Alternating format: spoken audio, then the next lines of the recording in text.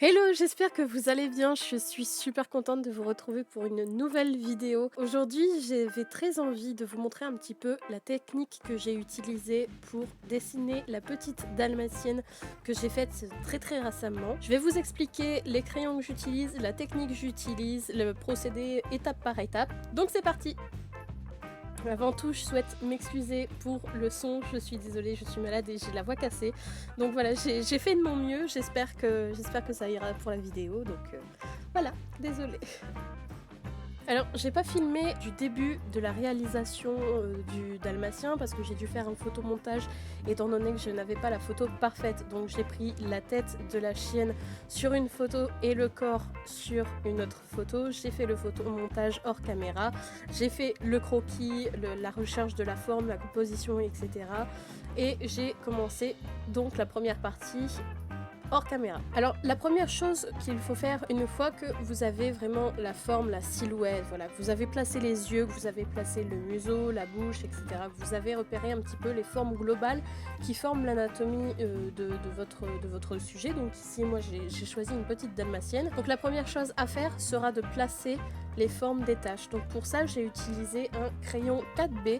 Donc bien sûr j'utilise toujours les Staedtler Tradition. Pour moi c'est les meilleurs crayons de bois que j'ai pu trouver de tout ce que j'ai testé. Donc j'ai utilisé un 4B que je ne taille presque pas.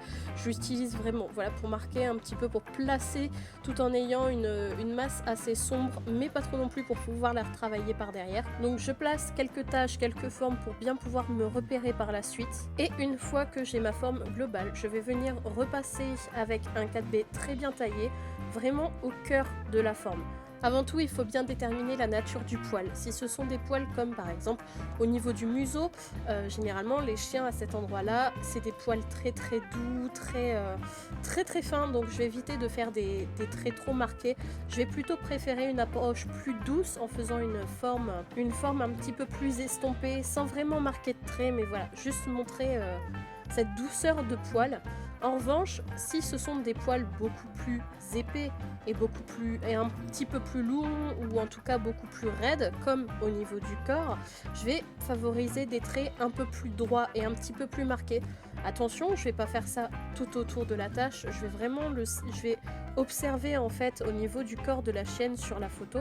Je vais observer le comportement un petit peu des poils par rapport à l'angle de vue. Certains poils vont se voir plutôt que d'autres. Donc une fois que j'ai ma tache un petit peu grossière faite au crayon 4B très mal taillé, je vais venir assombrir plutôt le cœur de la tache, sans vraiment m'approcher du bord de ce que j'ai déjà fait, mais vraiment uniquement au centre, montrer qu'il y a un amas de poils à cet endroit-là. Et ensuite, je vais venir un petit peu fondre les contours avec un 2B et en commençant petit à petit à détailler un petit peu de poils. Concernant les poils des oreilles, j'ai remarqué, et j'adore ça chez les chiens, ils ont des poils hyper doux au niveau des oreilles. Ce sont des poils vraiment assez fins et un petit peu comme les poils qu'ils ont comme quand ils sont bébés, et ils gardent ça tout au long de leur vie, et ce sont des poils très brillants.